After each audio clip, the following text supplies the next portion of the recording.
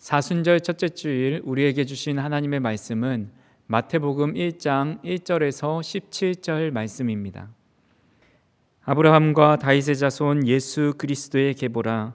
아브라함이 이삭을 낳고 이삭은 야곱을 낳고 야곱은 유다와 그의 형제들을 낳고 유다는 다말에게서 베레스와 세라를 낳고 베레스는 헤스론을 낳고 헤스론은 람을 낳고 람은 아비나답을 낳고 아비나답은 나손을 낳고 나손은 살몬을 낳고 살몬은 라합에게서 보아스를 낳고 보아스는 루색에서 오벳을 낳고 오벳은 이새를 낳고 이새는 다윗 왕을 낳으니라.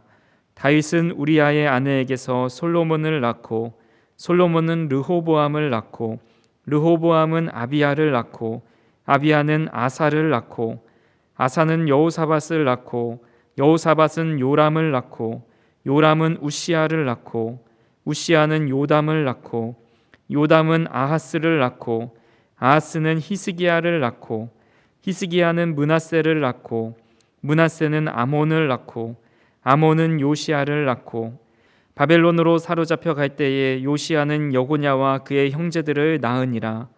바벨론으로 사로잡혀 간 후에 여고냐는 스알드엘을 낳고 스알드엘은 스룹바벨을 낳고 스룹바벨은 아비훗을 낳고 아비훗은 엘리야김을 낳고 엘리야김은 아소르를 낳고 아소르는 사독을 낳고 사독은 아킴을 낳고 아킴은 엘리웃을 낳고 엘리웃은 엘르아살을 낳고 엘르아살은 mat단을 낳고 mat단은 야곱을 낳고 야곱은 마리아의 남편 요셉을 낳았으니 마리아에게서 그리스도라 칭하는 예수가 나시니라.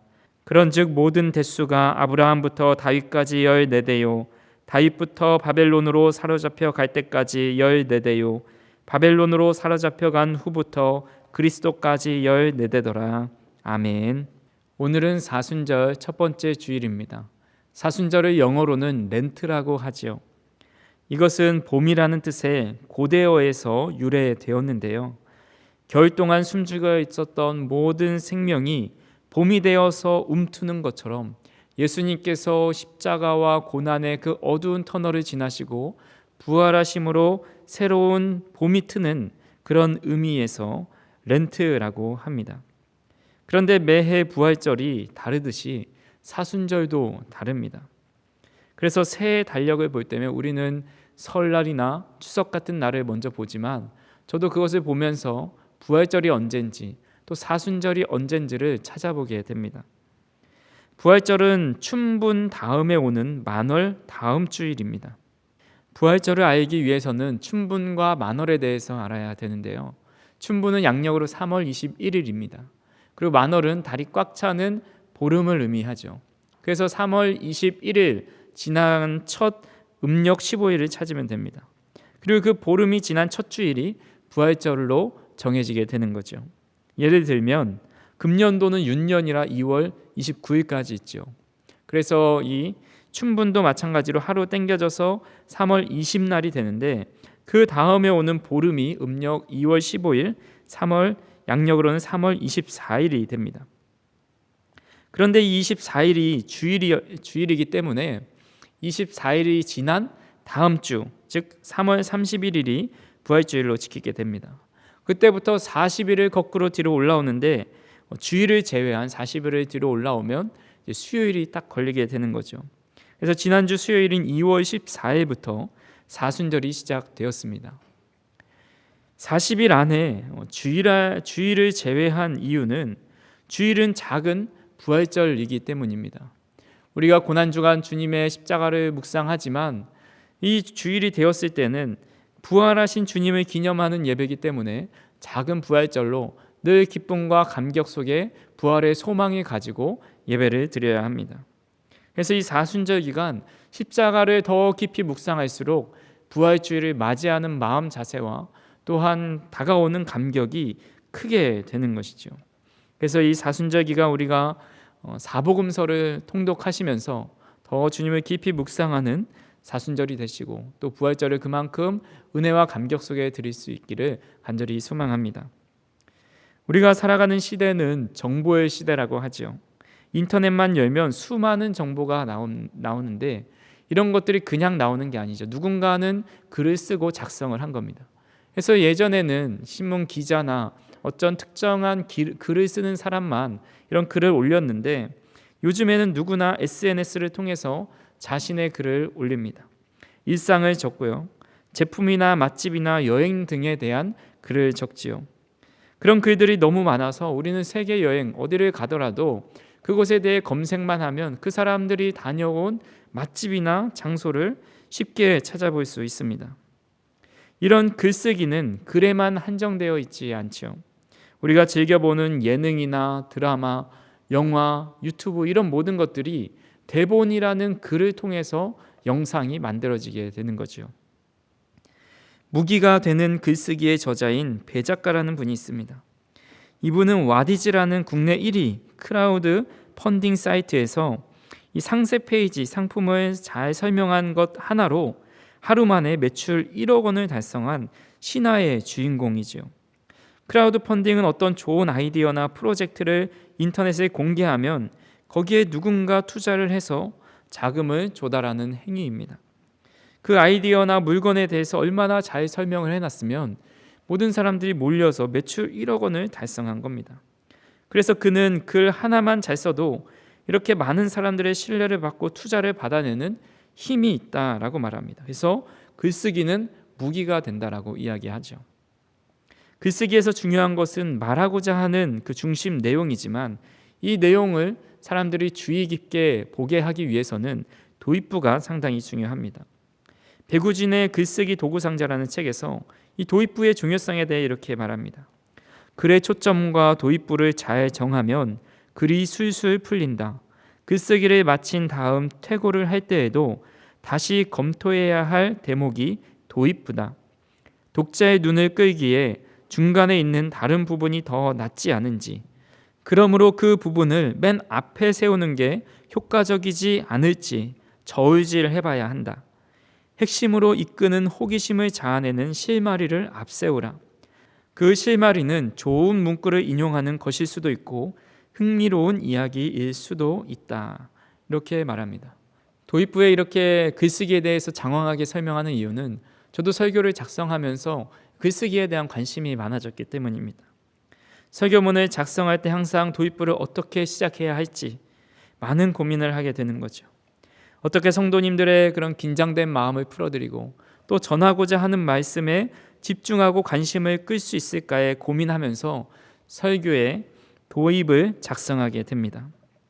이 도입 부분을 읽고 그 전체를 읽을지 말지를 결정하게 되는 아주 중요한 부분이지요. 그런데 이 마태복음을 기록한 마태는 읽는 독자를 전혀 배려하지 않는 것 같아 보입니다. 마치 자신이 쓴 글을 아무도 읽지 못하게 하는 것처럼 바라면서 쓰는 글 같습니다. 왜냐하면 맨 앞에 우리가 참 어려워하는 그 예수님의 족보에 대해서 설명하고 있기 때문이지요. 마태가 마태복음을 기록한 목적은 이방인보다는 유대인들을 위해서입니다. 예수님께서 승천하시고 35년 정도가 지났지만 아직도 그들 사이에서는 예수님이 누구인지에 대한 확신이 없었습니다. 그래서 우리가 기다려온 메시아가 바로 이 예수님이다. 이 족보를 들이대면서 이야기하고 싶어서 족보를 기록한 것입니다. 성경 전체가 66권으로 되어 있지만 하나하나 따로따로 펼쳐져 있는 책이 아니라 창세기부터 요한계시록까지 한 줄기를 가지고 하나의 핵심 메시지를 갖고 풀어내고 있습니다. 예수님께서 말씀하시죠. 요한복음 5장 39절 말씀에 너희가 성경에서 영생을 얻는 줄 생각하고 성경을 연구하거니와 이 성경이 곧 내게 대하여 증언하는 것이니라. 여기서 성경은 구약 성경을 의미합니다. 예수님 당시에 신약 성경은 아직 기록되어져 있지 않았기 때문에 구약 성경 전체가 예수님에 대해서 나 자신에 대해서 증언하고 있다라고 말씀합니다. 그리고 신약 성경의 가장 앞부분인 마태, 마가, 누가, 요한의 이 사복음서는 예수님의 생애에 대해서 말씀하시죠. 그리고 사도행전부터 요한계시록까지는 다시 오실 예수님에 대해 증언하고 있습니다.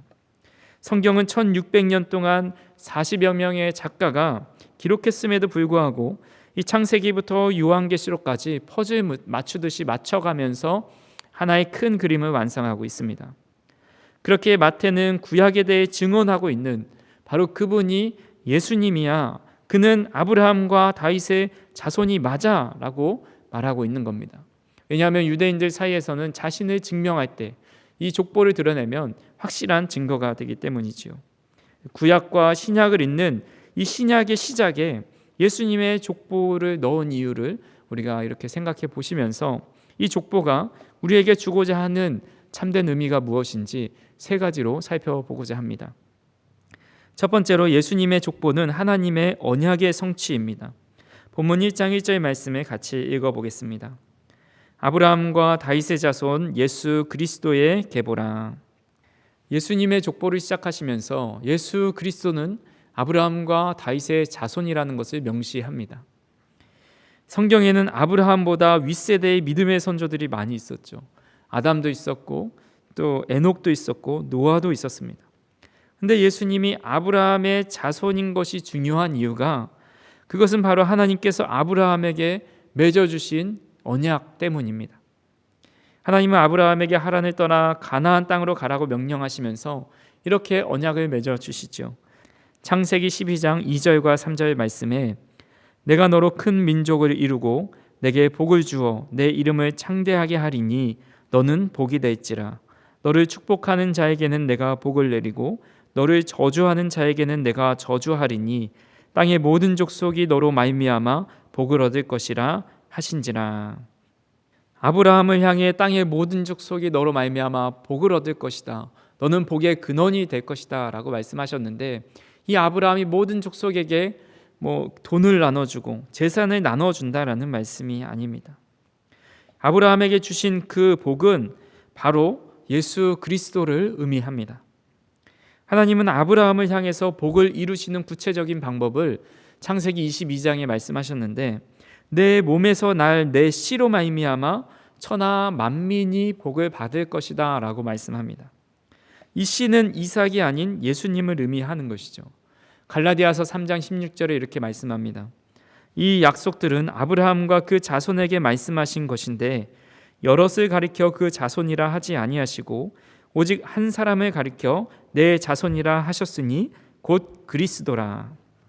하나님께서는 아브라함의 아들인 이삭을 또 그의 후손들을 자손이라 말씀한 것이 아니라 오직 자손은 하나밖에 없는데 그분이 바로 예수님이다 말씀하고 있습니다. 아브라함의 자손들을 통해 복을 받겠다고 하신 말씀이 바로 예수 그리스도를 통해 그 약속을 이루신다라는 말씀입니다. 예수님을 다윗의 자손이라 언급하신 이유도 동일합니다. 하나님은 나단 선지자를 통해서 다윗과 언약을 맺어주시죠. 그 내용이 사무엘하 7장에 나오는데 12절과 13절 말씀입니다. 내 수완이 차서 내 조상들과 함께 누울 때에 내가 내 몸에서 날 내 씨를 내 뒤에 세워 그의 나라를 견고하게 하리라. 그는 내 이름을 위하여 집을 건축할 것이요 나는 그의 나라 왕위를 영원히 견고하게 하리라. 이 말씀은 솔로몬을 통해 영원한 왕국을 이뤄간다라는 말씀이 아닙니다. 우리가 알고 있다시피 이스라엘은 남과 북으로 갈라져서 결국 완전히 멸망하고 말이죠. 그럼 하나님의 약속은 지켜지지 않게 되는 겁니다. 여기서 내 씨는 솔로몬을 가리키는 것도 아니고 그의 후손들을 가리키는 것도 아닙니다. 앞서 봤던 것처럼 이 씨는 예수 그리스도를 의미합니다. 예수님을 통해서 하나님의 나라를 견고하게 세워가고 그의 나라 왕위를 영원하게 이루어 간다라는 하나님의 언약입니다. 마태는 예수님의 계보를 통해서 하나님께서 아브라함과 다윗과 맺은 언약을 예수 그리스도를 통해서 성취했다라는 것을 말하고 싶은 겁니다. 예수님은 이 땅에 우연히 오신 것이 아니라 이미 옛적부터 아브라함과 다윗과의 언약을 통해서 오시기로 약속하고 준비하고 계셨습니다. 하나님은 수천 년 전에 아브라함과 다윗에게 약속하신 것을 이때에서야 이제 예수님의 탄생을 통해서 성취하시고 이루신 것입니다. 예전에는 그렇지 않았지만 어느 순간부터 우리는 음식점을 예약할 때 때로는 예약금을 걸어야 될 때가 있습니다. 그렇게 된 이유가 바로 노쇼 때문이죠. 노쇼는 영어로 말 그대로 노쇼인데 보이지 않고 나타나지 않은 겁니다. 예약을 해놓고 말도 없이 오지 않는 거죠. 몇 년 전에 어느 기업에서 고깃집에 400명분을 예약해놓고 노쇼했다라는 글이 올라왔어요. 이미 반찬을 다 준비해놓고 고기도 그만큼 준비해놨는데 말도 없이 나타나지 않은 거죠. 더욱 이번이 첫 번째가 아니라 세 번째라 더 많은 사람들에게 충격을 주었습니다. 이렇게 온라인에 올라오자 그 회사가 도대체 어느 회사냐, 이 온라인 조사단들이 나서서 그 회사의 정체가 밝혀졌는데 결국 이 회사는 그 가게의 주인에게 피해금을 물어주면서 용서를 구하며 사건이 마무리되었습니다. 제가 어렸을 때만 해도 교회 문들은 다 활짝 열려 있었어요. 누구나 와서 기도할 수 있었고 누구나 와서 찬양하고 머물다 갈 수 있었습니다. 그런데 그것을 악용해서 교회 악기들, 고가의 물건들을 훔쳐가기 시작하죠. 제 어렸을 기억에 아마 우리 교회도 좀 몇 번, 한 2번 정도인가 1번 정도 도둑을 맞았던 기억이 납니다. 하지만 이제는 사람이 없을 때는 문단속을 철저하게 하고 있죠. 지금보다 더 과거로 돌아가 보면 이 집집마다 대문을 열어놓고 살았다고 합니다. 저는 그 시대에 살지 않았지만 늘 활짝 대문을 열어놔서 누군가 집 앞을 지나갈 때에 그 안에 집주인하고 혹은 그 안에 있는 사람하고 눈이 맞으면 잘 지내냐고 안녕하냐고 그렇게 인사하면서 지나가던 시대가 있었다고 합니다. 그런데 우리는 이제는 우리 앞집에 누가 새로 이사와도 그 사람이 누군지 알지 못하고 문을 꽁꽁 닫아놓는 시대를 살아가고 있습니다. 사람 마음속에는 다른 사람을 믿지 못하고 경계하는 마음이 심겨져 있습니다. 아무리 오랜 시간 알고 있어도 우리가 마음 문을 활짝 열지 못하는 것이 그 사람이 혹시 나를 어렵게 하진 않을까, 나를 배반하고 마음이 떠나지 않을까, 그런 두려운 마음들이 우리 가운데 있다라는 거죠. 우리 인간이 그런 거죠. 우리 인간은 늘 속이고 마음을 닫아놓고 때로는 막 변하고 마음이 징숭생숭 바뀌기도 합니다. 그러나 하나님은 사람처럼 변하거나 거짓말을 하지 않으신다라고 말씀하고 있습니다. 민수기 23장 19절 말씀에 하나님은 사람이 아니시니 거짓말을 하지 않으시고 인생이 아니시니 후회가 없으시도다. 어찌 그 말씀하신 바를 행하지 않으시며 하신 말씀을 실행하지 않으시랴. 우리 하나님께서 우리 인간과 같지 않은 것이 얼마나 감사한지 모릅니다. 하나님은 거짓말을 하지 않으시고 후회가 없으시고 변함이 없으십니다. 심지어 언약을 맺은 사람이 잘못하여도 그 약속을 변치 않고 행해 주시는 분이십니다. 아브라함과 다윗은 존경받을 만한 인물이지만 완벽한 인물은 아니었죠. 아브라함이 하나님 말씀에 따라 이제 애굽에 가게 되는데 그때 자신의 아내가 너무 예뻤는지 누가 자신을 죽이고 아내를 데려갈까 봐 그 아내를 누이라고 속입니다. 하나님께서 그를 불러내어서 가나안 땅을 향해 가게 하시는데 그는 하나님이 안전하게 지켜 보호하여 주신다라는 사실을 믿지 못하고 자기 스스로 아내를 누이라고 속이며 꾀를 낸 겁니다. 한 번도 아니고 2번이나 그랬습니다. 또 천사가 하루는 와서 아브라함에게 아들을 낳을 것이다 라고 말하지만 그는 믿지 못하고 속으로 비웃습니다. 다윗은 자윗의 충신이었던 우리아를 죽이고 그의 아내 밧세바를 아내로 맞이하였죠. 하나님이 원치 않으시는 인구조사를 실시해요. 만약 제가 하나님이었다면 아니 내가 너희와 언약을 했는데 왜 너희 맘대로 하냐, 내가 너희를 잘못 본 것 같다, 너희는 언약을 받을 자격이 없어, 그것을 바로 철회해 버렸을 것 같습니다. 하지만 하나님은 우리 인간과 같지 않으신 게 얼마나 감사합니까? 하나님은 아브라함과 다윗의 연약한 가운데서도 그 약속을 성취하시고 그리고 이루셨다라는 것을 이 족보를 통해서 우리는 깨닫게 됩니다. 하나님께서 아브라함과 다윗을 향한 이 신실하심은 우리에게도 동일합니다. 우리의 어떤 부분을 보시고 하나님의 언약을 성취하시는 것이 아니라 하나님의 성실하심 때문에 하나님은 우리와 맺으신 그 언약을 성취하시고 이루어 가십니다. 그렇게 때론 우리가 실수하고 연약할지라도 하나님의 언약의 기준은 나에게 있지 않고 하나님에게 있다라는 것을 믿고 그것을 인하여 두려워하는 것이 아니라 오히려 하나님 앞에 감사할 수 있는 저 우리 성도님들이 다 되시기를 간절히 소망합니다. 두 번째로 예수님의 계보를 통해서 깨닫게 되는 것은 하나님의 은혜는 모든 장벽을 뛰어넘는다라는 겁니다. 예수님의 족보를 보다 보면 눈에 띄는 사람들의 이름이 나오죠. 바로 여인들의 이름입니다. 예수님의 족보에는 5명의 여자가 등장하죠. 3절에 다말이 나오는데 이는 가나안 족속 이방 여자이자 유다의 며느리입니다. 그런데 이 유다와 다말이 서로 관계를 맺어서 자녀를 낳게 됩니다. 5절에 보시면 라합과 룻이 나오지요. 라합은 여호수아가 여리고 성에 정탐꾼을 보냈을 때 그 정탐꾼을 숨겨준 사람이지요. 그는 성경이 기생이었고 이방 여자였다라고 기록합니다. 룻도 어머니를 잘 섬긴 사람이지만 룻은 모압 여자입니다. 한마디로 이방 여자였다라는 거죠. 지금까지 언급된 이 3명의 여자가 바로 유대인들이 가장 싫어하는 부류에 속하는 이방인이요 또 간음하는 자들이었습니다. 6절에는 우리아의 아내인 밧세바가 나오지요. 우리아는 이미 결혼을 한 여인이었습니다. 그런데 다윗과 결혼을 하고 또 그의 후손인 솔로몬을 낳게 됩니다. 그리고 마지막으로 16절에 예수님을 낳은 마리아가 나옵니다. 과거 우리나라 역사도 여자의 이름을 족보에 올리지 않았지요. 조선의 기독교가 들어왔을 때 이제 교회의 교적부를 정리할 때 그곳에 여자의 이름을 적는 것만 해도 당시는 참 이례적인 일이었습니다. 구약 성경의 족보를 보아도 당시 유대의 여인들은 이름을 기록하지 않습니다. 여성들의 이름이 족보에 기록했다라는 그것은 어떤 특별한 이유와 사유가 있었다라는 거죠. 그런데 본문에 나온 족보의 이름을 살펴보면 마리아를 제외하고 특별한 이유가 있어도 기록하지 말아야 할 사람들을 기록해 놓았습니다. 족보에 올리기도 민망한 그들을 마리아와 동일한 족보에 올려놓은 겁니다. 네이버 지식인의 어떤 사람이 이런 글을 올려놨습니다. 저는 전주 이씨 진안대군파 24대손입니다. 집에 있는 족보를 찍어서 이것을 중고나라에 올리면 그 감정가가 얼마나 될까요? 그리고 우리 가문에 대해서 아는 정보가 있다면 알려주세요 라고 글을 올립니다. 이런 글에 누가 답을 달까 하지만 답을 다는 사람이 있었습니다. 이 가문의 정보를 이것저것 알려주면서 마지막에 하는 말이 당신은 전주이씨 왕가의 후손이니 자긍심을 가지시기 바랍니다. 이런 말을 적어놨습니다. 우리 예수님의 족보라면 누가 봐도라도 이 자긍심을 가질 만한 믿음의 조상들만 기록해야 예수님의 이름이 위신이 서지 않겠습니까?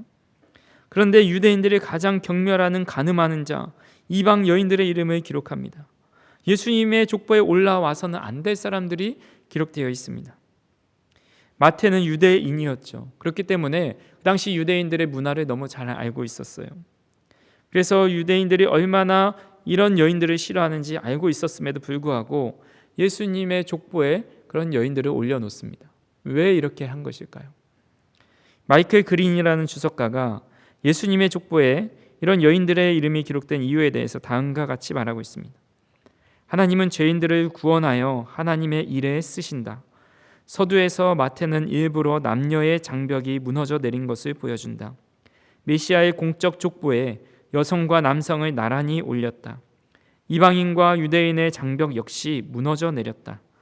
룻은 이스라엘의 메시아의 뿐만 아니라 온 세상의 구세주가 되실 인물을 출현시키는데 한 역할을 감당한다. 밧세바, 다말과 같은 죄 많은 여인들을 예수님의 고결한 어머니인 마리아와 나란히 두는 것은 선인과 악인의 장벽 역시 무너져 내렸음을 보여준다. 예수님의 족보를 읽다 보면 이런 여인들뿐만 아니라 이들 중에는 신실한 왕도 있었고 하나님을 배역한 왕도 나옵니다. 잘난 사람도 있었고 못난 사람도 있었고 인정받는 사람도 있었고 손가락질 받는 사람도 있었습니다. 하지만 그들을 다 예수님의 족보 안에 넣어 놓으셨습니다. 이는 예수님의 구원을 막을 장벽은 이 세상에 없다라는 것을 말씀하고 있는 겁니다. 예수 그리스도의 구원은 남녀노소, 국적, 인종을 구분하지 않습니다. 죄악이 가득하든지 남들로부터 손가락을 받는 사람이든지 상관없이 모든 사람을 구원할 수 있음을 말씀하고 있는 겁니다. 그 은혜 안에 우리 또한 포함하셨습니다. 제가 요즘 절제해야겠다 하는 것이 하나 있는데 그것은 콜라입니다. 원래 제가 커피를 좋아해서 맛있는 원두들을 많이 사놓고 먹곤 했는데요. 아이가 생기기 전에는 이 주일 사역을 다 마치고 피곤하니까 월요일 늦잠을 잡니다. 그리고 느지막하게 일어나서 이 맛있는 원두를 이렇게 갈아가지고 아내와 이제 모닝커피, 이제 아침과 점심에 먹는 이제 모닝커피를 이제 마시게 됩니다. 그러면 그것이 얼마나 피로가 풀리고 또 얼마나 행복하고 이보다 더 맛있을 수는 없습니다. 그런데 요즘은 그렇게 하지 못하는 이유가 두 가지가 있습니다. 하나는 아이가 생겨나면서 그런 여유 부릴 시간이 사라져 버린 것이죠. 그리고 또 하나는 제가 감기 걸리거나 목을 많이 써서 목이 아프게 되면 이 커피가 목에 좋지 않기 때문에 좀 줄여야 됩니다. 그래서 힘들게 커피를 줄이고 많이 안 마시게 되는데, 그렇게 줄이고 끝내면 되는데 뭔가 이 커피를 대체할 것들을 찾게 됩니다. 그래서 그 대체품이 바로 콜라가 된 거죠. 처음에는 콜라가 몸에 좋지 않으니까 조금씩 절제하며 먹었습니다.